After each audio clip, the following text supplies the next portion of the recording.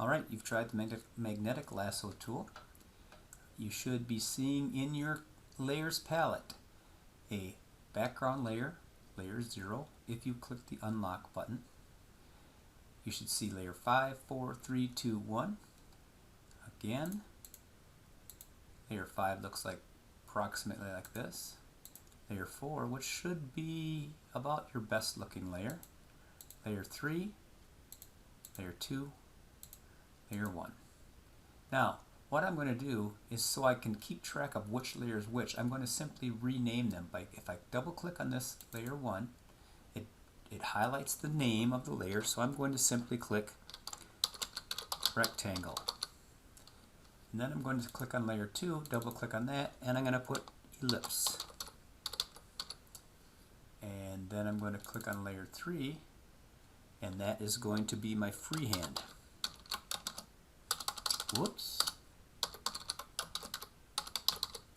Freehand, and I'm going to double click on layer 4. That is my polygonal.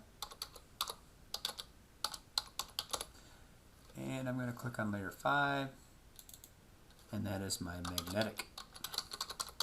So there are all my layers, and I'm going to go ahead and rename layer 1, layer 0 right away back to background. So there are my layers. It's a good practice to get into, to name your layers, because as you start doing more and more projects and you start adding a bunch of layers in here, it's a good idea to put a label on there so that when you need to go to that particular layer, maybe you need to move something or change something's size or color or shape, you can go directly to that layer. I want you to notice also, see my cursor? My cursor is one of those little knot signs, the little circle with a line through it. That means I can't do anything right now because my layer is not active. I don't have any active layers. All of my layers over here are inactive. None of them are highlighted. Yes, this layer is visible, but it's not activated. If I click on it, now it's selected. Now my cursor looks like it's supposed to look. It actually shows me the tool that I've got selected, which in fact is my magnetic lasso tool. All right, we're just about done. You've been great. You've been very patient. So we're just going to go to one more. I'm going to go up here to the Tool tab, right up here. I'm going to click on the next one down. If I hover over it, I'm going to click over here. Oops, Ctrl+Z that. I'm going to hover over it, and it's going to show me Magic Wand Tool. We do not want the Magic Wand Tool right now. What we want is to hold it down and go to the Quick Select tool. Now you might have the Quick Select tool already selected on yours when you open it up. That's fine. We're looking at the Quick Select tool. I'll let you in on a little secret. This is my favorite of all the selection tools. It works extremely well, and it's very simple to use. If you look right now, I have a cursor, and I've got a little plus sign inside there. And I can, if I come over here to my bracket keys, I've got a left bracket key and a right bracket key. Left bracket key, right bracket key. They're just kind of kitty corner up from the enter key, right here. If I click my left bracket key, it makes my cursor smaller. If I click my right bracket key, the more times I push it, you'll see my cursor gets bigger and bigger and bigger. And if I click my left bracket key, it gets smaller.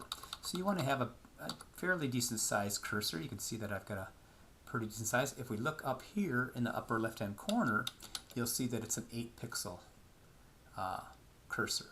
Okay, so I'm going to come down here and I'm going to simply click inside my butterfly, and I'm going to start dragging right along the inside edge. Alright, now it's very important that you stay inside the butterfly. Don't go outside. If you go outside, you're going to select stuff you don't want. The other thing that's very critical here, and some of you are not going to do it, and you're going to be very frustrated because you're going to try to select this butterfly and it's not going to work, and that is you need to have the background layer selected. Right here, my background layer is active. Alright, so I'm going to continue around the inside, and I'm just going to touch the outside edge of this butterfly all the way around, and my selection fills all of this in the inside, and it'll go out as far as I click on it. So I can go out here and I can just kind of trace around the outside edge. It's kind of like the freehand, except it's much more forgiving because it's a lot easier. Now, one thing I want you to notice, if I happen to go outside here and I get this kind of big area right here, oh, I don't want that. All I have to do is use the modifier Alt key. So if I click on the Alt key, my cursor changes to a little minus. So now if I click on the outside of the butterfly and go through that area that I don't want, it will actually subtract it from my selection. Now I can come and let go of the Alt key. I can come back to the inside and tweak where I want. Now here I went kind of outside. I'm going to hold the Alt key again, and I'm just going to trace along the outside until I get that right where I want it. I'm going to come down here. I kind of missed this little white spot down here and this little white spot down here. Now I've also gone too far. I've got some green showing.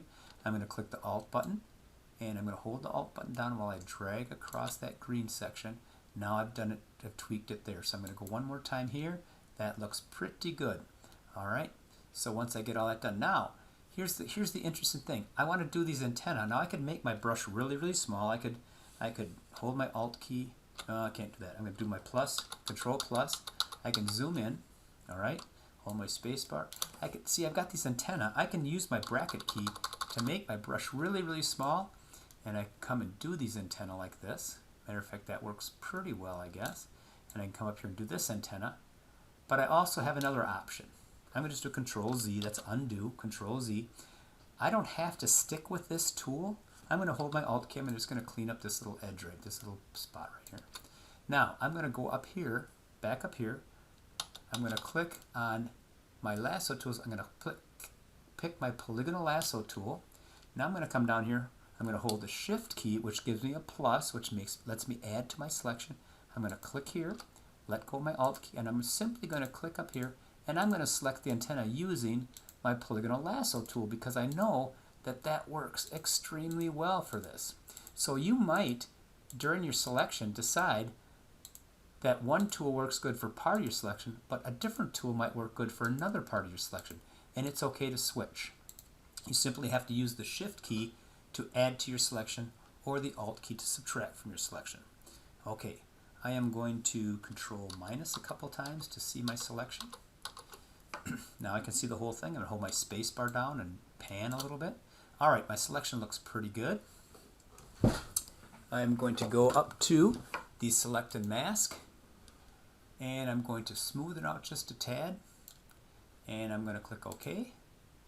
And I've got my background selected. I'm going to do Ctrl+C, Ctrl+V, and I've pasted it. I'm going to turn this one off, turn that layer off, and I can see that I've got a really, really nice selection of my butterfly here. Pretty exact, and I can actually see some of the antennae here. Now this is a pretty low resolution image.